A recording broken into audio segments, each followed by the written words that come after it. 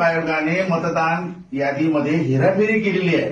ती हेराफेरी आता राहुल गांधीने शोधून काढलेली आहे, सगळी कागदोपत्री, आणि ती कोर्टासमोर, सुप्रीम कोर्टासमोर हजर केलेली आहे, बरं का. तर त्याचा आता लोकांना पटलं की राहुल गांधी राईट पाथवर आहे, म्हणजे डॉक्युमेंटरी पुरावा कोर्टासमोर दिला. आणि कोर्टाने पण सांगितलं निवडणूक आयुक्ताला, जो कोणी ज्ञानेश कुमार नावाचा माणूस आहे, ते टाळाटाळ करीत आहेत.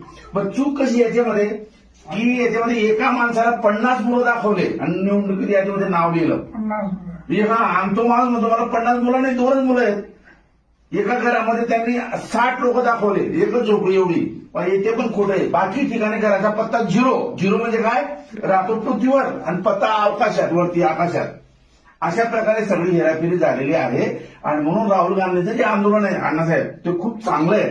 तर आमची अशी अपेक्षा, लोक काय म्हणतात की अण्णांनी त्यावेळेला कसं काय समजा साथ दिली बुवा या लोकांना, आरएसएस वाल्यांना, अरविंद केजरीवाल यांना. तर यावेळेला सुद्धा अण्णांनी साथ दिली पाहिजे. अण्णांचा मुख्य हेतू काय, लोकशाही वाचवणे.